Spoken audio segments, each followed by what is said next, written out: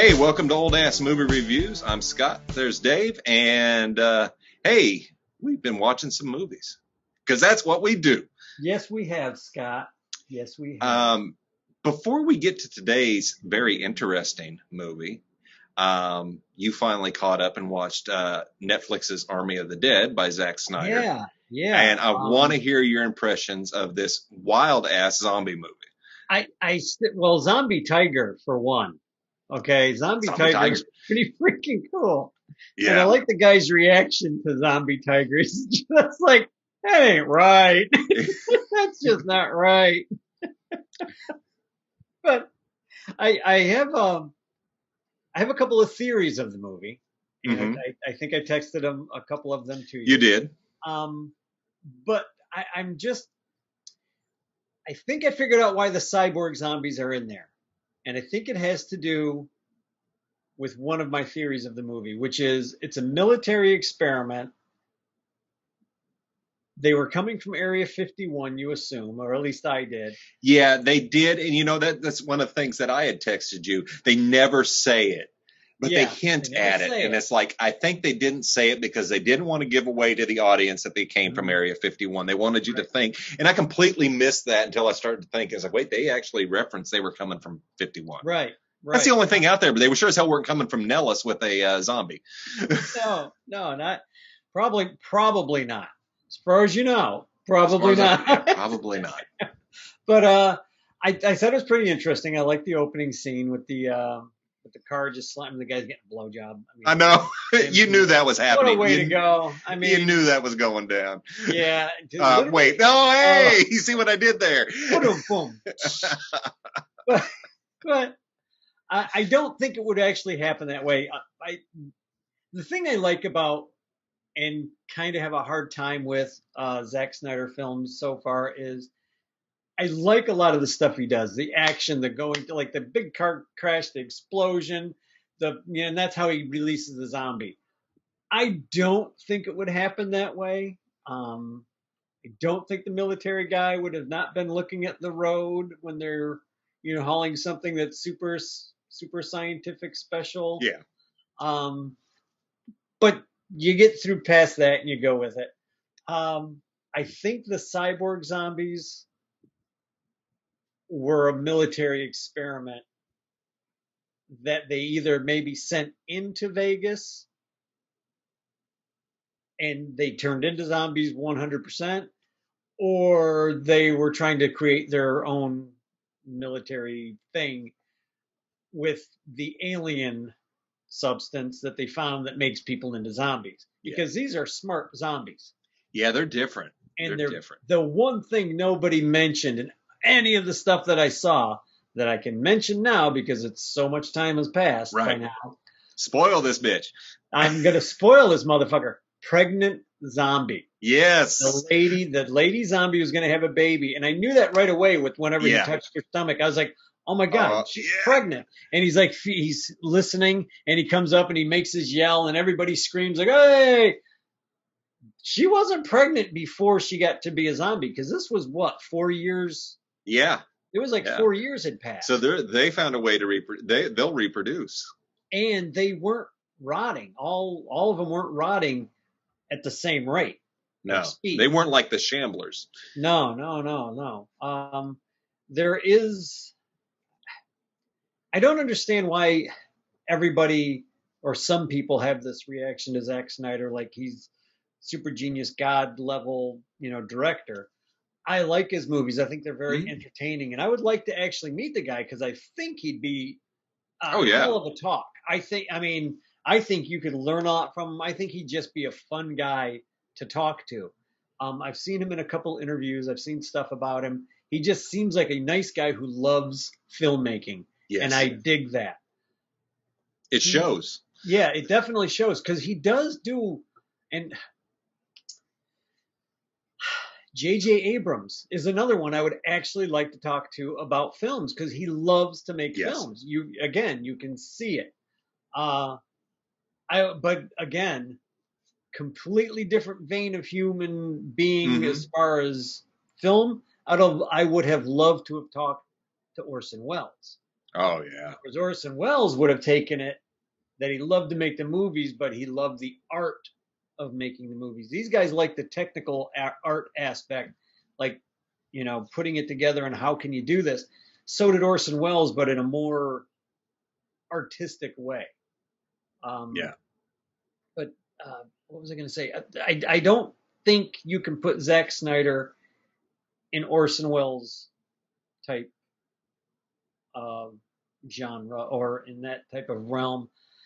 I think he's in the J.J. Abrams. I think he's in the Steven Spielberg. And I think he's a good director, and I think he tells a good story. Sometimes he just forgets the universe he created. Yeah. Throws everything out the window.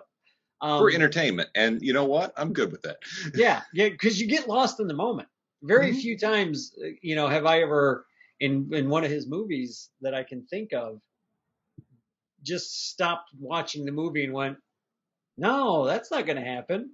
Like I did in Godzilla King Kong, like constantly stepping out of the movie and going, whoa, no, that couldn't happen. This one, I guess it kept the pace up enough to where, and I texted you, I said, look, unplug your brain and enjoy the movie. And you're like, too late. Yeah, it's too late. Yeah, that's pretty much it. But I did enjoy the movie. I enjoyed the movie tremendously. I will probably rewatch it. Oh yeah, it was great. It was did not like fun. The ending. I mean, you saw the ending coming, but I didn't like the ending. No, I didn't either. But again, you saw that coming. Well, and he's opened that up so much. Big time. Like, is that one guy that's turning into the zombie, is he going to lose his mind and become like zombie like the other guys were? Or is he going to keep most of his humanity? I don't know. Because he didn't turn right away. Like most of the zombies. It took him a long time. Yeah. Yeah. So I'm wondering, is he going to keep that padded down and be able to fight against the other zombie, or what's going to happen? He opened up a good can of worms there. We are definitely going to get a sequel. Netflix has shown that it's like one of the most highly watched movies that they've ever put out. It was a good one. It was a good zombie flick. It really was. There is if you haven't watched it yet, there is a behind the scenes on it, about 20 minutes. I think I watched it. I think it was actually pretty cool because I'd forgotten that Zach was even the cinematographer. And it's like, not only was he the director, he shot the damn thing. And it was just cool to see them. Did you see what he shot the damn movie with? It was all handheld shit. Yeah. The one lens he bought, I think he said he bought off of eBay. And I think he cleaned up the lens. He did something to the lens, but nothing major. And used that a lens. He goes, I wanted to shoot a movie with this for years, and I finally got a chance to.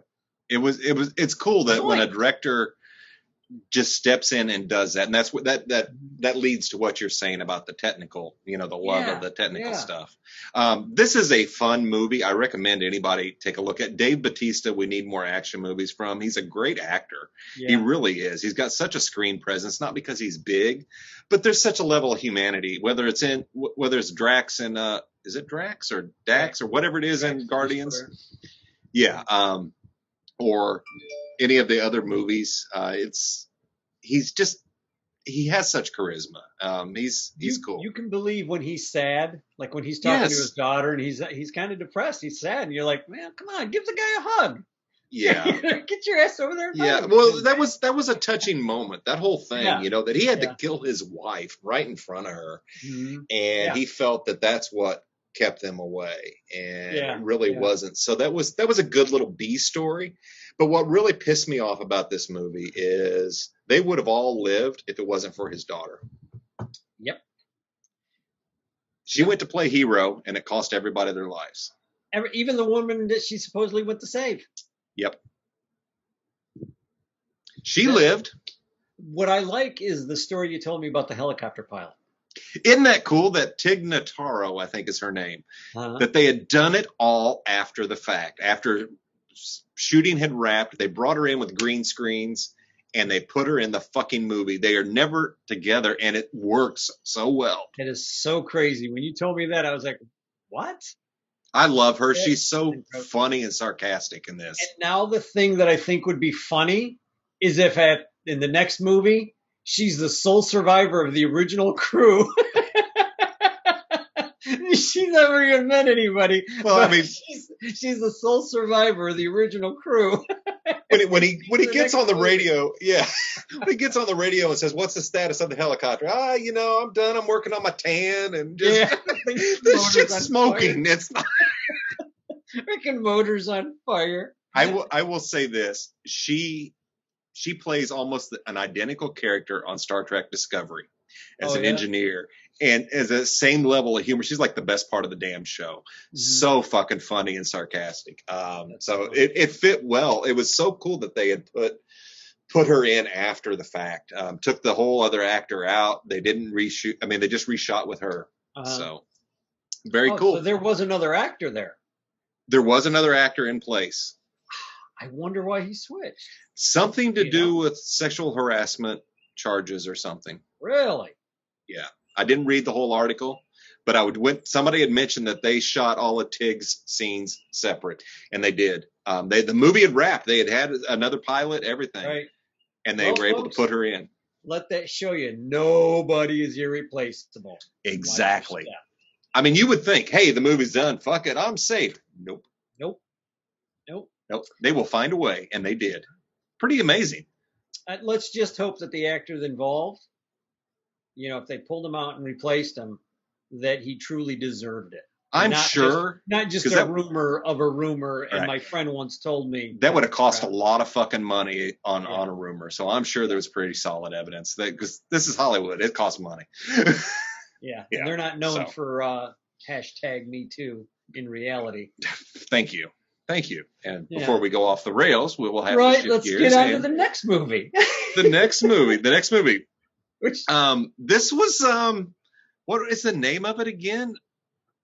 Robot Monster. 1953.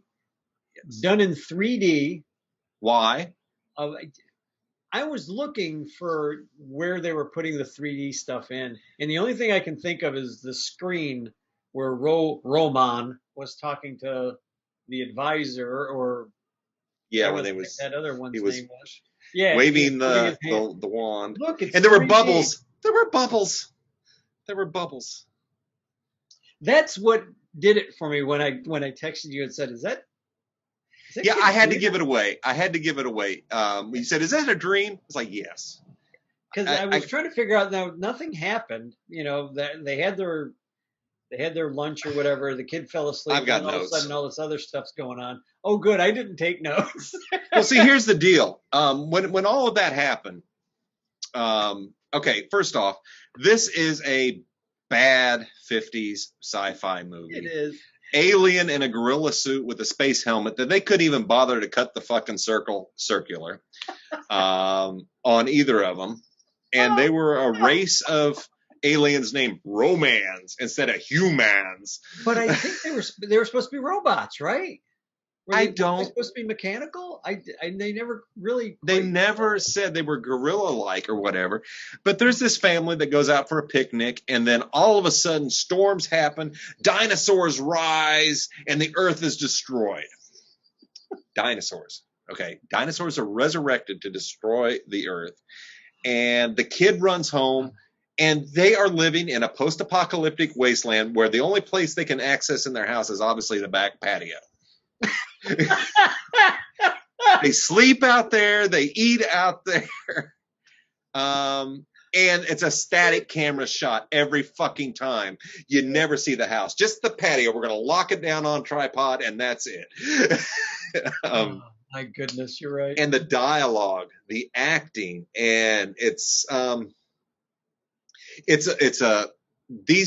family becomes the last 6 people alive, and it just gets really ridiculous. The kid is a smart ass to the nth degree. I was hoping that little kid would get killed, but it was his dream, so I guess he wasn't going anywhere. This movie, I absolutely hated until the end, and then I appreciate it. And what I mean by that is once it had its Wizard of Oz moment, right, and it was Dorothy waking up, right, and seeing everybody, and so happy for the family, and now I'll play house with my sister, and now, oh, thank you, everything's great. It was very obviously felt Wizard of Oz-ish to me, at least in that part. I saw this as if I was a young kid watching this. I would have dug this movie. Yeah. This would have been cool as a kid. And that brings me to a bit of trivia on why we saw it in The Mouth of Madness. It was one of John Carpenter's favorite movies as a kid. Yeah, I had heard something or I read something about that. And there's an interesting bit that I noticed when the two hot people all of a sudden get married and go off on their honeymoon. Where did they honeymoon, Dave? Over the hill. Over the hill and in the bushes. In the bushes. That's it, honeymoon. It's time. Get it on. So they're making out in the bushes. And Roman is coming after him. Now, if you go back and watch, he's this big hulking figure who is slowly moving with purpose. I swear to God, I looked at that and I said, there's Michael Myers. That's where John Carpenter got Michael Myers from. It's like, son of a bitch. Oh, my gosh. That steady movement with purpose and just that hulking figure is like, yeah, that's very interesting. I was like, wow. I don't know if it's true or not, but I would love to ask John. Yeah. It makes sense. If this was an influence to him. There's another filmmaker that you'd want to just sit down and have a talk with. Yes, absolutely. I mean, we reviewed so many Carpenter movies, and here we are talking about the man again. Right. And because so up next week, another John Carpenter. No, wait. Of this being one of his favorite movies as a kid. Now, I've only seen this movie in a couple little snippets of it, usually in documentaries of bad movies. Yeah, like documentaries about bad movies, like and how bad a movie could be. But here's the funny thing. This is the strange thing. This is a kid's movie. Yes. There's a lot of adult stuff going on. Yes. In this kid's movie. The kid's dreaming. Yeah. So what does that tell you about the little kid? You know, the little kid was horny for his sister. Yeah. Because the dark-haired lady was his sister. Mm-hmm. It wasn't his mom. No. But let's just put it this way. This is supposed to be post-apocalyptic Earth in this kid's dream. The two people are arguing, blah, blah, blah, blah, blah, the girl and the guy, the two good-looking people. And then they start doing, because they have to be quiet outside the perimeter, they're doing really bad sign language to one another. And none of it makes sense. I looked over at my wife. I was like, I have no idea what they're signaling. But then the next moment is they're in the bushes, man. And he's, you can see they're getting it on. Steps starting to come up. And then the next time you see these two, he's got his shirt off. She's straightening out herself and dusting herself off. They're coming down to talk to the two older people, which is, I think, her mom and dad. And the guy's like, well, where have you been? And the mom's like, well, isn't it obvious, dear? Come on, to the dad. And I'm just like, oh my God, this is supposed to be a little kid show. There was the robot monster had the hots. Yes. So many hots for that lady. Like nobody's been. Let me see her again on camera. How bad was And he tied her up, and then he ripped her shirt off.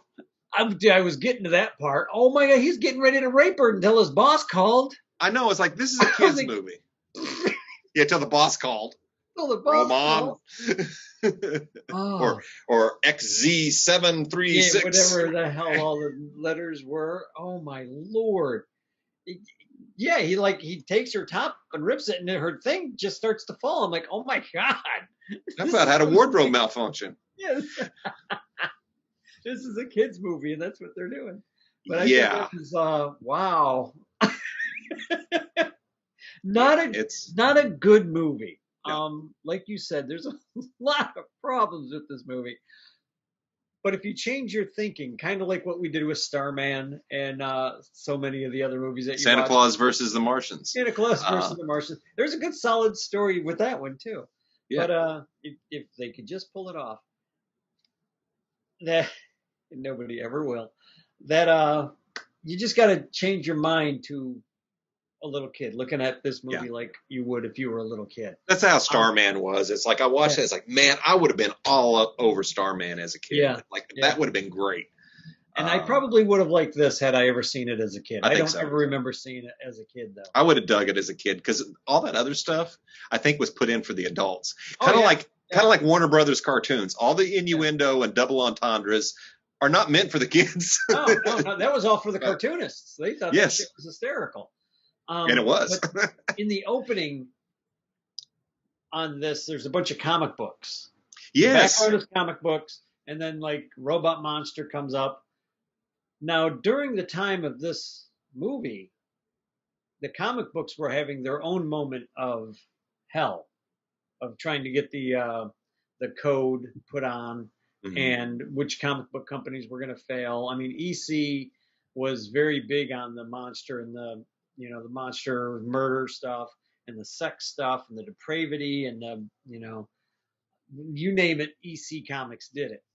And this kind of reminded me of somebody that was a comic book fan back in that day and was trying to get away with as much stuff as they could in this movie before the censors closed them down. You know what I mean? Like, I wonder how much stuff the censors just went in and went, nope, you're not going to do that. Nope, yeah, it was a short movie. It was a very short movie. It was an hour and a minute, hour and 5 minutes. Yeah, hour and 2 minutes. And honestly, it felt like it. Yeah, it was a long hour. It was a long hour. It is a long hour, folks.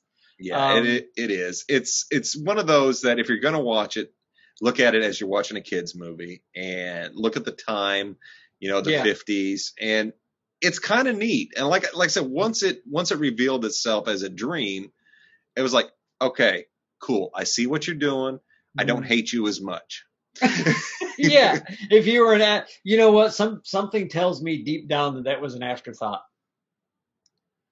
Like they filmed this and they're like, this is going to be a great monster movie. And somebody was sitting in the office. It was too late to change it. And they were just like, oh my God, we've got to get out from underneath this. How do we get out from underneath this? There was a lot of guys doing a lot of chain smoking that day. Yeah. They saved some face by making it a dream. Because the script's not there. They ended up explaining more than they ended up showing. And then when they tried to show without explanation, it didn't make any fucking sense. No, none of it did. Yeah. None of it did. I mean, they're 2 feet away from this alien robot monster, and he doesn't see him. He's obviously looked right up at him on the rocks, and he goes back to his bubble machine. What? I still don't understand the bubble machine, other than the kid had blowing bubbles early in the show. That's the bubble machine. Yeah. That was, I think, because he had the little gun and he was playing spaceman. I don't know what happened. How did he fall? What happened? I missed that. All of a sudden, he just I didn't was see on the it ground. either. Okay, I didn't see it either until the guy finds him and is carrying him. I'm like, wait, I thought he was at a picnic, dude. And Roman killed his little sister. Yeah. Oh yeah. Snapped her neck. Yeah, that was brutal, man. But that's what I mean. Like, I think they were trying to get away with a whole lot of stuff. I think they were going to make this as mean and creepy a movie as they could, but they had all that. It was like, yeah, because I think if you watch the trailer, it even his older sister is introduced as the sultry seductress. Yeah. Like, what? And well, it's like she's having a conversation with the good-looking guy. Yeah. Good-looking shirtless guy. Always had to have the shirt off, of course. When Roman wants, all right, Captain Kirk, relax. Put your shirt back on. Get a move on. Here's the thing. He was one creature, and it took him all this time to figure out that they could have taken him. Yeah. Sneak up on him. He's not that bright. So and that's when it really started clicking that it was a dream or something. Because this kid, it's like you're deferring to the kid for the expert advice on how to do this. You all are scientists. And then the kid gives the whole game away talking to him. Did you not find it odd that when the little boy at the beginning found the 2 scientists in the cave, that he just instantly was sitting on that old man's lap? That wasn't his dad. It was just a stranger. Stranger danger. Yeah, but 1953, I guess you Come here, Timmy. I got some candy. Let's talk about whatever pops cave. up. In a dark cave. I'll show you my cave. Whatever. Oh, no. Oh, my God. Yeah, it was weird. You know what? It didn't affect me because I was watching the movie as a 1953 kid would watch the movie. Yeah. You know? I guess it just didn't strike me. Now it do. Now it will. Now I'll watch it. It's creepy. Two guys hiding out in a cave. Hey, little boy. What? Oh, yeah. Anyway. What the hell were they digging for? They were trying to preserve. They found some art, some cave art or something. Oh, okay. Because I couldn't figure out what they were. Or in his dream, it was some cave art. I don't know. They were just on the outside of the cave. Just, of course, they weren't inside the cave because everything you need is going to be right there at the entrance. Right. Because that's where light was, and they didn't have to bring equipment in. Bring any equipment in. They could just leave that tripod freaking camera. That's just it. This film was shot pretty much on a fucking tripod, and it shows. I guarantee it's just static shot after static shot, and I think that's what makes it. I didn't think of that till now, but I think it's what makes some of these movies hard to watch or seem long is because you got a camera locked down and you're watching a scene like you're watching a play, and unless there's something really engaging, it's not working. That's like when we watch drama. You're cutting back and forth as people talk, and up close on their face, you're seeing the eyes, you're seeing the emotion, and you get that interaction. You lock a camera down, it's boring as fuck. So yeah, you're right. So that hurts a lot of these old movies like that. I think so, and I think that's what they did. That means a couple things. They didn't have a lot of money, and they didn't have a lot of time, so they had to shoot fast and keep the scenes that they got. So look at that costume. Oh my God! They definitely did not have the money. Somebody was looking around, going, "We need to make a monster." Did they call Ed Wood for that? What the? It's like, yeah, I got just the thing. I got just what you need. I got a half a gorilla suit and a space helmet. Let's go. Thanks, Ed. Yeah, I think they borrowed stuff from Ed. Oh, you're probably right. Edward's like, you don't know how to make a movie. I'll show you, kid. It probably would have been better. At least it would have been. It would have been better. You turned me into an Ed Wood fan. Yeah. So I hated Plan 9 until I saw some other shit, and it's like, you know what?